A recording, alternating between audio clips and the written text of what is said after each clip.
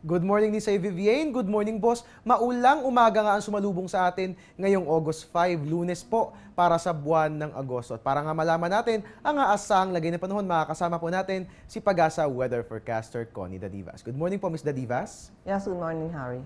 Ms. Dadivas, ano na po ba yung lagay ng ating panahon? Bakit po ba maulan ang ating naranasang panahon ngayon sa Metro Manila? Ano pong sanhi nito? Maulan pa rin po sa Metro Manila dahil po ito sa tinatawag nating low pressure area at asahan po natin sa maghapon meron tayong mga paulan hanggang bukas ng umaga. Alright, nabanggit nyo na po yung low pressure area, Ms. Dadivas. Ano na po ba yung updates hinggil sa nasabing sama ng panahon?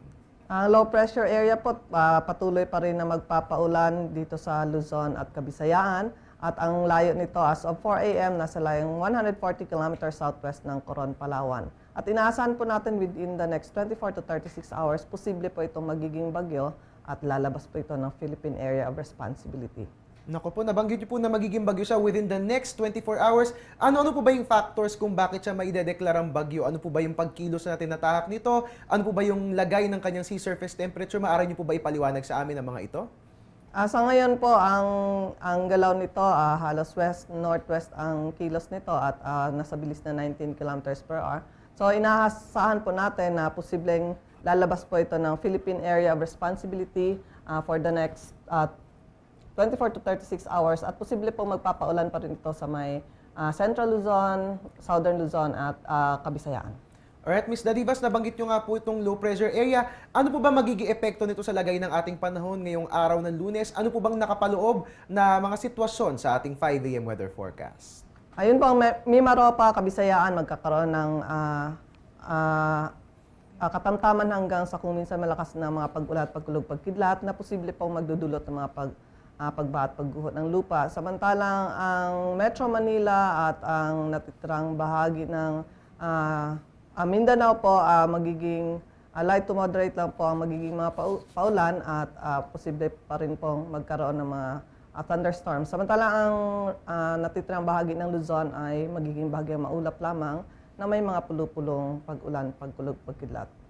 Alright mga kabayan, narinig po natin ang mga sinabi po ni Ms. Dadivas. Magiging maulan nga po sa kalakhang bahagi ng ating bansa, so magbit-bit po tayo ng payong. Ms. Dadivas, pumasok na po tayo sa buwan ng Agosto. Ito dagdag kaalaman lang po, no? Kasi Agosto noong nakaraang taon, naramdaman natin ang hagupit ng habagat na siyang kumitil sa buhay ng maraming tao. Ngayong taon po ba, may mga senyalis ba sa ating weather na posibleng maulit ang ganitong klase ng mga trahedya?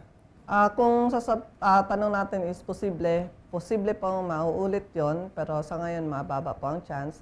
At sa nakikita po natin, yung comparison po natin for last year na month of August, maulan pa rin po tayo last year. At ang nag-trigger naman po sa habagat last year ay yung meron tayong malakas na bagyo sa labas po ng Philippine Area of Responsibility na hindi po pumasok sa power line. Yun po naghatak ng malakas na paulan na dulot ng habagat. Alright mga kabayan, narinig na po natin si Ms. Dadivas. Posible po pero sa ngayon, wala pa naman pong namomonitor na significant changes sa ating weather na maaaring magdulot ng mga ganyang klaseng trahedya. Maraming salamat po Ms. Dadivas sa inyong ibinahagi impormasyon tungkol sa lagay ng ating panahon. Last few reminders sa ating mga kababayan bilang magiging maulan ngayong araw. Palagi magdala ng mga gamit pang ulan, kagaya ng payon, tsaka raincoat po, lalo sa mga estudyante. At lagi lang po mag-monitor sa ating weather update sa Pag-asa.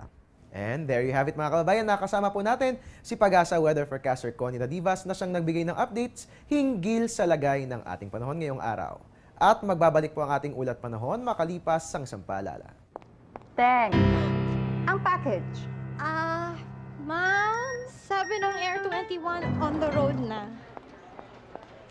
Ano, Teng? Ang package. Ma'am, sabi ng Air 21 na receive na. Okay, very good.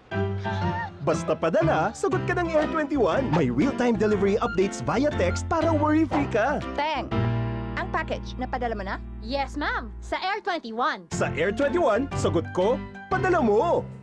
At iyan po muna ang latest mula rito sa Pag-asa DOST. Antabayanan ang susunod kong weather updates mamaya po yung 8:30 ng umaga. Dito lamang po yan sa GMB Balita sa Telebisyon ng Bayan. At umulan o umaraw man, I'm the man. I'm your weatherman Harry Bayona na nagpapaalalang tiwala lang. May tamang panahon ang bawat pagkakataon. Ngayon naman balikan natin ang ating mga Good Morning Boss Kabarkada. Diyan po yan sa studio. Balik sa'yo, Carla.